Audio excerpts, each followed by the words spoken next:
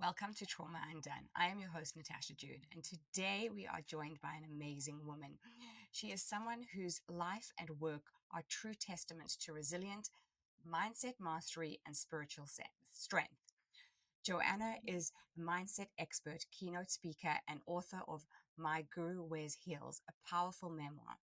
Through her unique blend of ancient wisdom and modern strategy, Joanna helps people rewrite their inner narrative and break through limiting beliefs and create their best life.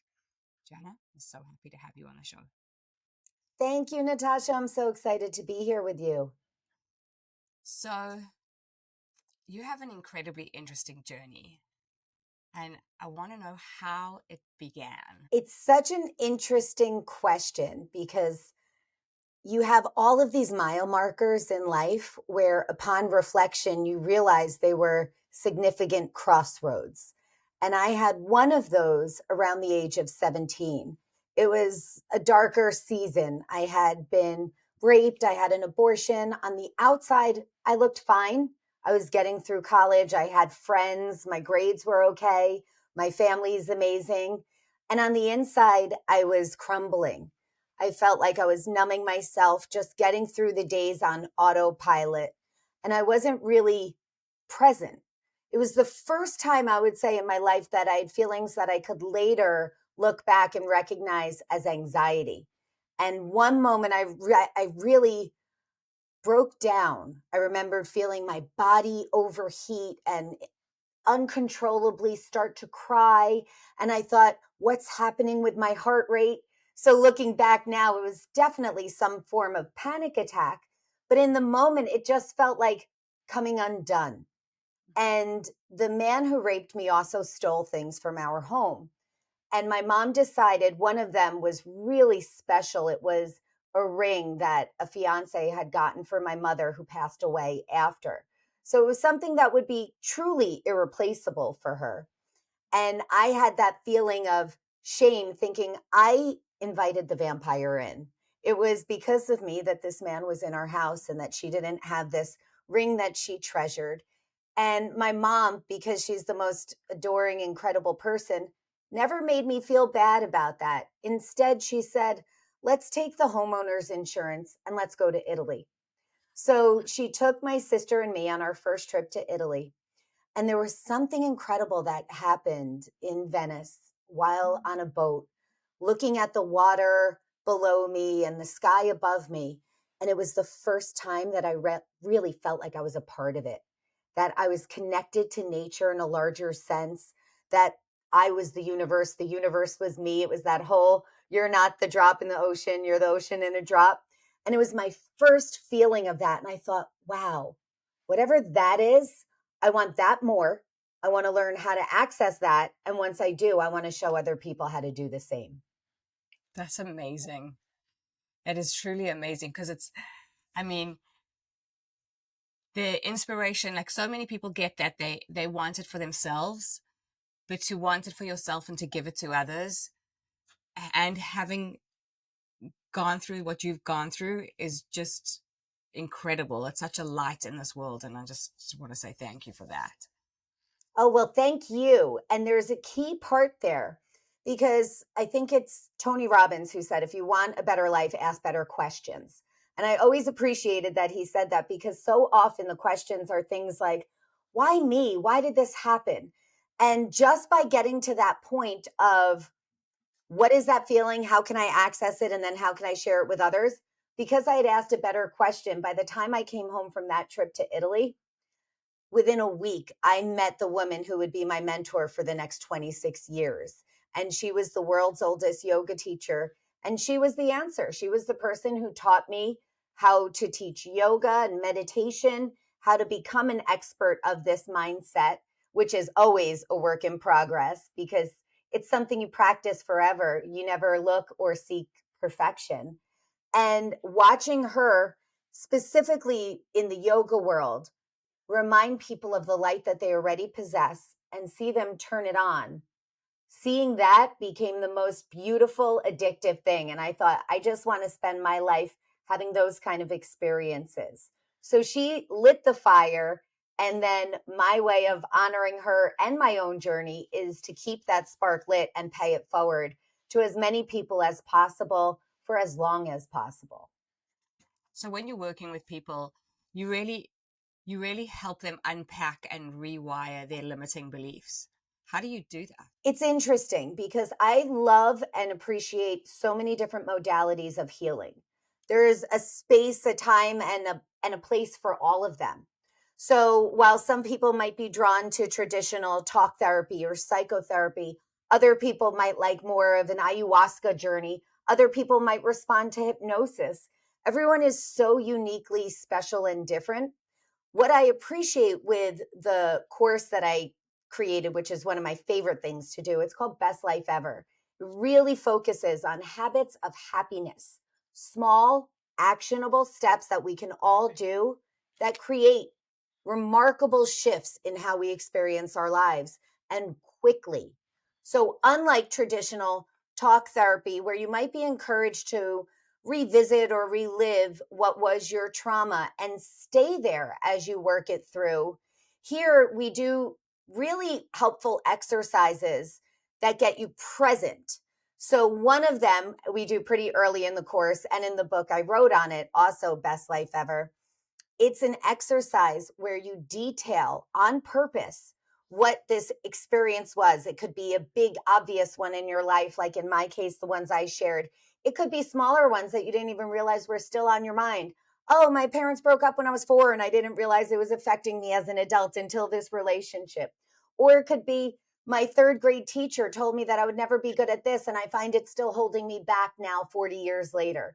You don't realize what will come up. But when you do this letter exercise, and the way I coach people through it, it's very specific and it's intentionally detailed. And then we go through an exercise together that helps you take the sting out of the words by saying them over and over again, and then releasing the letter in a certain way that we do to feel the catharsis of it. So I make the example, because I love Harry Potter, that some things for us become like our Voldemorts, where we don't want to say them because we're worried that that gives them more of a presence in our lives, and they become like this boogeyman energy. When we do that and we brush a conversation, a feeling, an event under the rug continuously, we usually don't get rid of it. We just make that bump under the rug larger. So in this exercise, we actually bring it out from under the rug, say it ad nauseum, say it until the feeling runs out, and experience it in a different way intentionally, so that it doesn't mean we'll never think about it again, but it doesn't have the same grip on us as it once had. So for people who are, they're in it, they are keep thinking about it. They have the heightened emotions about their experience, and they listening to you now saying, "Oh, you've got to feel it. You've got to work through it." That can be terrifying. Like, what do you say to people like that? Terrifying. And this would be really challenging to do on your own in the course of your daily life. It's possible. I do give an at home version in the book because I recognize that the book, when people read, they're reading it on their own. They're not doing it within the context of our interactive course.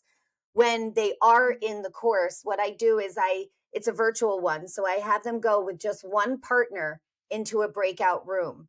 I never know the contents of their letters. It's only for them and their partner. So there is this beauty that comes in the anonymity because they only know this partner through the course. So through a rectangle online, they don't even see their whole selves, just their heads. And there's an exercise for the listener as well.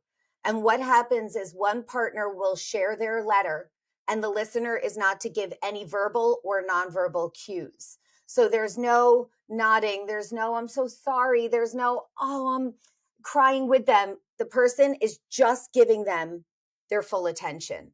So it's a very interesting exercise for the listener because so rarely do we give anything or anyone our complete focus in today's overstimulated and distracted world. So for the listener, they get the experience of recognizing that their love, their kindness, their ability to hold space is healing in and of itself. So they had this experience of really practicing active listening. And then for the person sharing, they've written the letter, they take the time, they're encouraged to write it in detail and to write the Voldemort parts, the parts like when I said I felt shame because I had let the vampire in. A lot of what I had to work through wasn't what happened to me. I never thought like, oh, it's my fault. I thought that was a horrible choice from a man. It had nothing to do with me. What I had to work through was I was making choices in my life generally that were putting me in environments that weren't positive, that weren't going to lead to the life I wanted to live. So that was more of what my letter was. But the first time I had written it in this exercise years and years before, because I was doing it on purpose, I was recalling layers of detail, imagery, sense, things that I had long since forgotten that were coming back. And as I wrote them, I thought, wow, that was difficult to write. Now I'm supposed to read it. And I was reading it to a stranger. And I thought, and the stranger was an older man. And I thought, this is the hardest demographic for me to read it to because it was in my mind connected to like the energy of my dad. And I didn't want to break his heart metaphorically. So as I was reading it, I thought, wow, I feel emotional. I feel sick. I feel yucky. Like all the feelings came up. And as soon as I finished the first reading, I read it again and I read it again. And it's not until you read it and all of a sudden you feel at the end, huh, I don't need to read it again. And that's when you switch and the partner has their turn to read and you get to be an active listener. And why it's so brilliant, because it's a very simple exercise. There's nothing in it of itself that's earth shattering. But why it's so brilliant is because when we take this thing that we've given such power over our emotional and mental well being, and we reclaim it in our voice and say it so much, like the worst parts, the things that we didn't want to think about, let alone write, let alone read.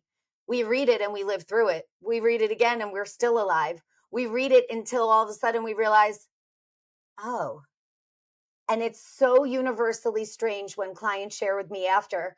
When you first explained the exercise, it sounded too simple to have an effect that would be profound. But it's so interesting. I just feel a lightness that I hadn't experienced in years.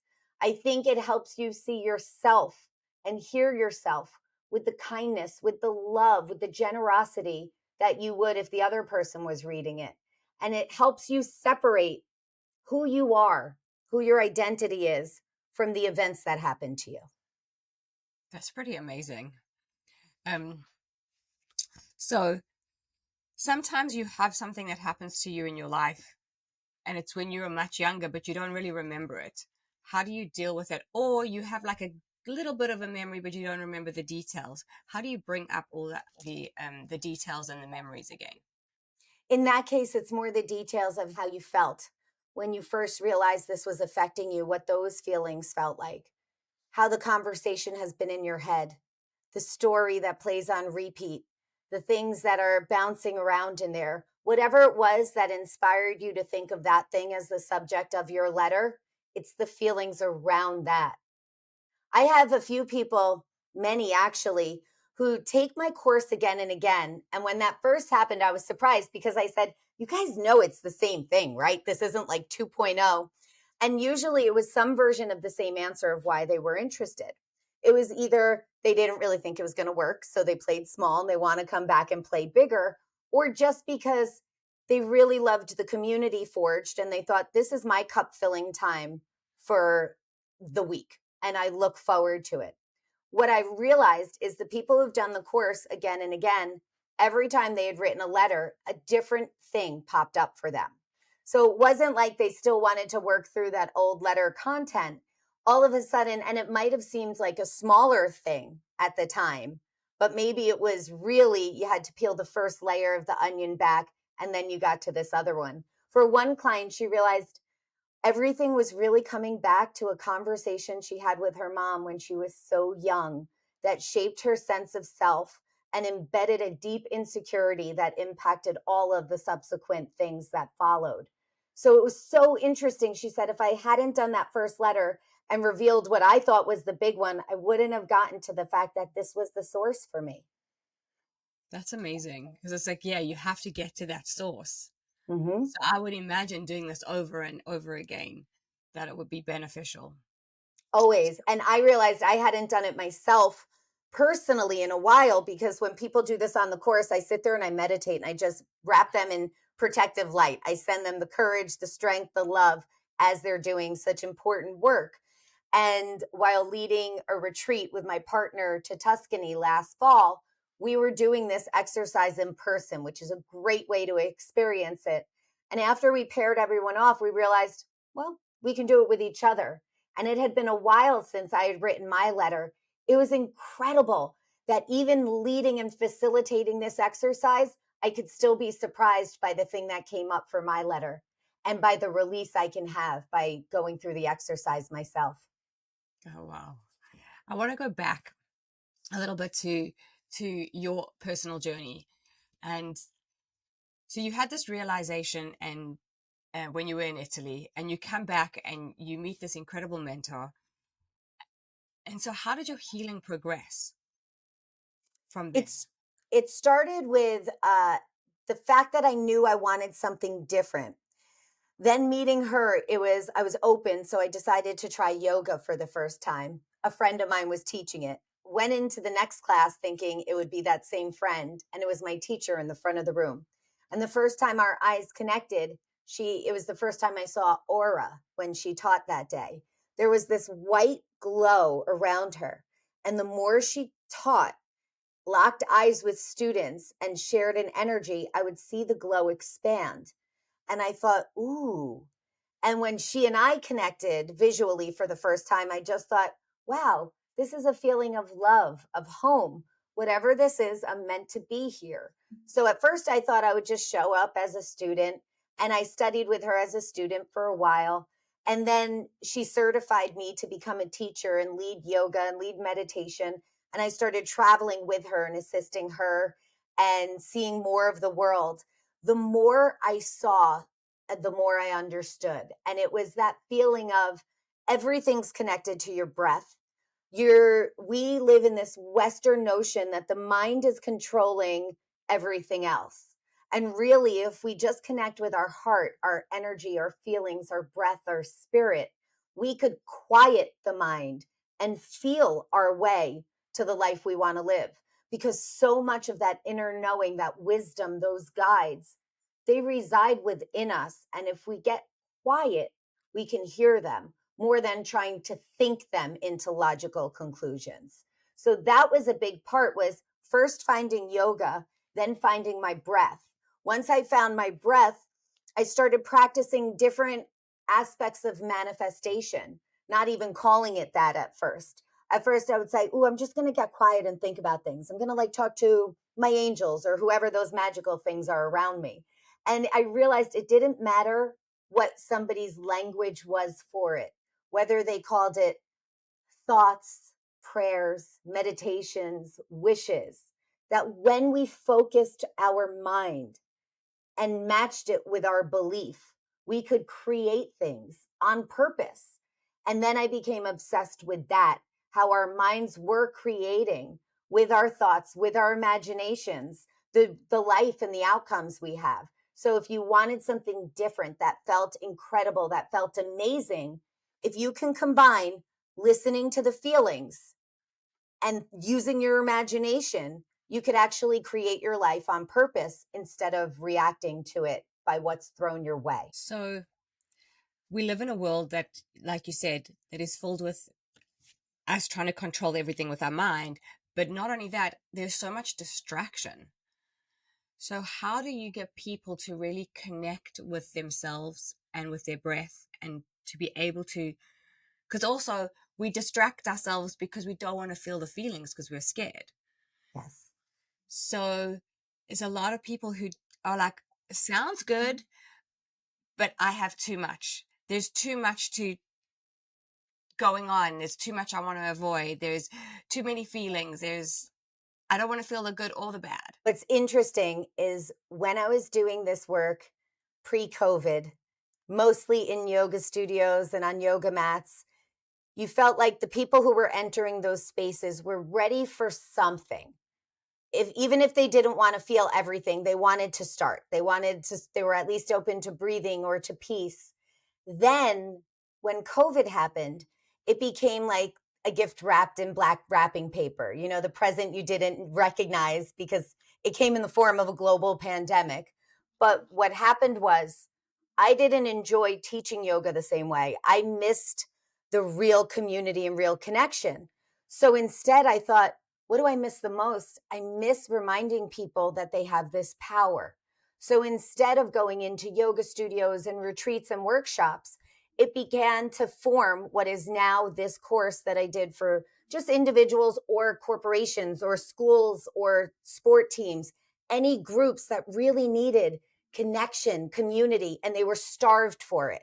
So here, now it was a difference of they weren't necessarily already there. They weren't seeking peace or meditation or breath work. They were just thinking, I miss people. I feel anxious. I want to feel connected to community again and to myself. Where do I start?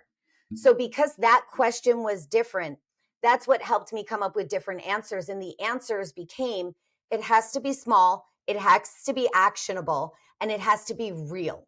So, when we begin, and I love this because I don't know, Natasha, if you've ever been to immersive retreats or experiences like that, they're wonderful. And you Yeah. might feel amazing while you're there because you're like, oh, this vegan chef and these yoga clothes, and I might never wear a bra again, and I'll never have an unpeaceful thought.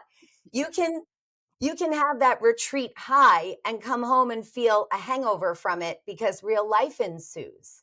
Yeah. So, because of the format of this being on the internet and being weekly, what I found was we would gather, have our topic of that week, and then we would play with the action steps within the next 7 days.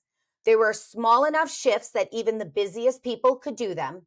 So they realized they could do this within their real lives. It didn't matter. There was no barrier to entry, just if they had an hour a week. So there was no barrier to entry as to pre-qualifications that you needed to be bendy or you needed to have any kind of breath practice prior.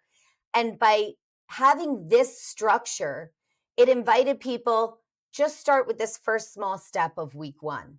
And they would start to notice, to tune in again. And the first week really becomes a noticing. So we audit the energy we have. We notice how much of our day we spend in reaction mode, how much of it we are consciously creating the magic that's going on. And then as we layer on the subsequent weeks, we're adding in tools to pause more of the reacting and to emphasize more of the creating. And it's done in such small little steps, but that by the end, you're like, wow, this is so great. Yes, I manifested that material thing I was looking for. Maybe it's the promotion or the home of your dreams. Maybe it's an emotional thing and you were looking for love and you realized what you needed to do was love yourself first. And that happened along the way. I have a family member who I always joke because she came for her house. She she had been in my family forever. So she's like, I don't need your course. I hear you talk all the time. And so I would laugh. And then one night she wanted this one house and I was about to start a session the next day. And she said, screw it. I'll just do your course because I really want this house. I said, okay, that's cool. Because you could come for the house, but I'll be curious what you actually end up leaving with. And hers was sticky. It was a house that wasn't even on the market in one neighborhood, in one specific part of New York during the tightest real estate market. And I was like, okay, bring it on. She now lives in that house. But what she got from it was such a deeper connection to herself and ability to open up to friendships in a meaningful way. And that was the best thing to see. So the joke that we always have in our family is she came for the house, but what she got was so much bigger, even though the house is also pretty big. So, for people listening to you who are dealing with trying to get over their trauma or the thing that happened to them, I mean, you have so successfully done that for yourself and you help other people do that. When they come to your course, some people want to, manifest their best life, but their best life might be just to feel okay again. Yes. So, how does that work? The process is the same. And there's a line that's not mine. It's not original. I think it was Esther Hicks who said it first. So I'd like to give credit. But it takes the same energy to make a building or a button. So whether somebody is coming because they want the house of their dreams and romantic love, or whether someone's coming just because they want to feel peace in their daily lives, the goals are just as important. The process is the same. So the exercises we do 1 week, for example, we'll spend creating a morning ritual. And the morning ritual does not have to take a lot of actual time. It's the consistency of creating and doing the ritual that changes your life. And it could be changing your life literally with a dedicated 5 minutes each day. And by just changing how we wake up, we will make the biggest difference in our lives. Because most of us right now instantly wake up, grab a device. Then you're from the start of your day, you're starting behind the eight ball because you're already reacting. It's news feeds, it's emails and alerts, it's what the world wants from you. And then it's the temptation to compare your life to others and get caught in a scroll hole.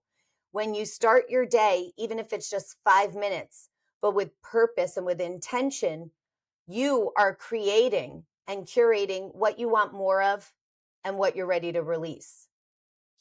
So for somebody who feels like they feel like they have a pretty down morning ritual, they trying to control their thoughts, they're doing the affirmations, but they're not really seeing the progress in their life, what would you say to them? That's fair. There are so many things, and it works in different degrees in different moments.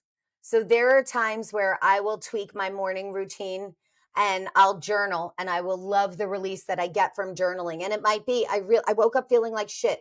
It might take a whole page of writing shit before I release that.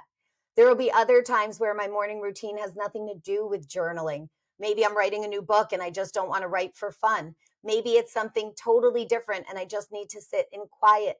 There are other times where it might think this particular morning ritual is not working right now. Let's go back to basics. I'm just going to go outside and breathe in nature for a few minutes. So sometimes it's tweaking the actual thing that you're doing for your mindset practice. And other times it's just asking for help. It might be partnering, and we practice that in one of our weeks. Partnering. Partnership is so important. We use it if we have a desire to, let's say, go to the gym. It's easier with a workout buddy. It works for our mindset and our happiness as well. I found this organically about 15 years ago. I started a sibling group text and I started sharing my gratitudes every day. So they in turn started sharing their gratitudes every day. And if what you're currently doing is not immediately shifting your energetic state, there are two things. Do something to move your body.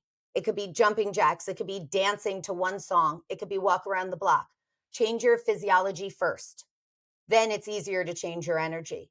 If you feel in a low energy state and you're sitting slumped, or if you're in bed and you stay there, you could change a mindset tweak and still feel energetically like this. It's way more accessible if you change the physiology first. Then, second, engage gratitude as a tool. And I don't mean a general one for this. It wouldn't be like, oh, Natasha, my family, my health, my happiness. All of those are true, but they're not going to root me in this moment, in this breath, in this spot of my life. If instead I look around where I am right now with what I have, and I say, I'm grateful for the sunshine today because I live on the beach and yesterday it was rainy. I'm grateful for warm weather clothes. I'm grateful for my bed that's made. I always love looking at my bed when it's made. I'm grateful for cozy socks. I'm grateful for my puffer fish when he gets upset and he blows up and I say Om and he goes back to normal. All of those, because they're happening in my exact environment in this moment in time, I can't say them without feeling them. So by noticing them and going on a rant, just letting my eyes wander, look around and think what I'm grateful that now when I look on my book, on my shelf, I have 2 books that I'd written and that was once a dream. So it brings me right back to here and now. If you feel like your mindset tools aren't working for you yet, give yourself some grace. You might not feel completely better immediately. It might be just going from feeling like crap to feeling a little better, a little better, a little better, and celebrating those increments. A way we can celebrate it is to use this tool of a gratitude rant. I'm grateful for the work I'm doing. I'm grateful for my desire to do it. I'm grateful for my desire to feel happy, even if I'm not there yet. I'm grateful for my imagination so I can picture myself feeling the happiness I deserve. I'm grateful for the people around me who support my journey to feel happy. So it could be all of these things along the way. You don't have to be already anywhere to experience it. So, what does your best life mean to you? To me, it's really living in the present. It's enjoying this day, loving and appreciating the miracles of people in my lives while I have them, telling them every day, even strangers, that I love them, so that I lead and feel present to this human experience, which really is relationships. So that feeling of, if I can embody the mantra, I am love, I am loved, I'm living my best life. That's beautiful. So, for people who are feeling inspired and they want to be where you are at, they want to take the first step to getting there, what would you recommend that they do? If they want the full interactive experience, I have another round of my course starting Tuesday, June 3rd. So that's in a few weeks. It's 12 weeks, an hour a week, and we connect virtually. If the time or the resources or the access doesn't work for them, I did have the book version of the course that I wrote in a workbook form, and that's on Amazon, called Best Life Ever. But if they're interested, my website, which is my name, joannarajendran.com, will list those offerings. Also, the course I do for organizations. That's a fantastic thing to bring to a company or an athletic team or an organization of charitable leaders, whatever it is, because it creates a culture of connection, of community, and it really is beautiful to do and share as a group experience. And then lastly, we do lead, it's a very limited small group, but we lead a retreat for women every October called Be Treat in Tuscany. And that, if you want the fully immersive experience of doing everything live and playing with pasta and thermal hot springs and experiencing both Italy and mindfulness, that's a good combo platter.